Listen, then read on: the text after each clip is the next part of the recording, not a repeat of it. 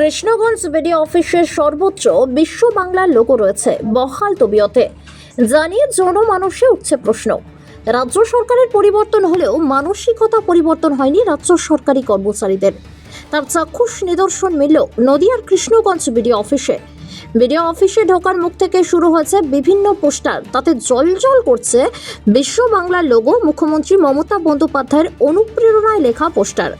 স্থানীয় বাসিন্দা মানুষ দত্ত বলেন, রাজ্য সরকার পরিবর্তন হওয়ার সাথে সাথে বিশ্ব বাংলার লোগো বন্ধ করে দিয়েছে। সেখানে অশোক স্তম্ভ ব্যবহারের নির্দেশ দেওয়া সত্ত্বেও এখনও পর্যন্ত বহাল তবিয়তে রয়েছে মমতা বন্দ্যোপাধ্যায়ের বিশ্ব বাংলার লোগো।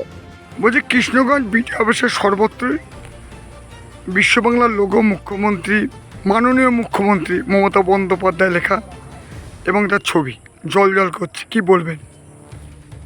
দেখুন, মানুষের ম্যান্ডেট নিয়ে সরকারের পরিবর্তন হয়েছে, নতুন সরকার এসেছে।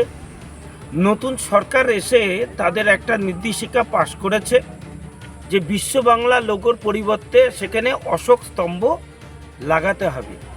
কিন্তু এক্ষেত্রে আমরা ব্যতিক্রম দেখতে পাচ্ছি যে কৃষ্ণগঞ্জকে, যেখানে আমরা দেখতে পাচ্ছি যে মুখ্যমন্ত্রীর দাঁত মেলানো ছবি, প্রাক্তন মুখ্যমন্ত্রীর এবং অনুপ্রেরণায় মুখ্যমন্ত্রী, এবং তার বিশ্ব বাংলা লোগো ছাপানো বিভিন্ন প্যাড এবং বিভিন্ন কাগজ ব্যবহার হচ্ছে।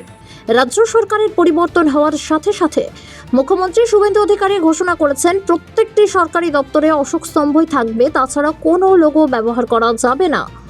অথচ কৃষ্ণগঞ্জ ব্লক জুড়ে রাজ্য সরকারের কথাকে তোয়াক্কা না করে প্রশাসনের নির্দেশকে বুড়ো আঙুল দেখিয়ে বহাল তবিয়তে এলাকায় রয়েছে বিশ্ব বাংলার লোগো।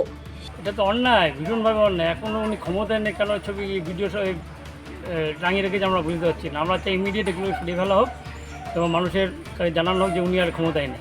এ নিয়ে বিজেপি মুখপাত্র অমিত প্রামাণিক বলেন, যেহেতু পঞ্চায়েত সমিতি তৃণমূল পরিচালিত, সেই জন্য তারা মনে করেছে এই ধরনের কাজ করার সাহস পেয়েছে।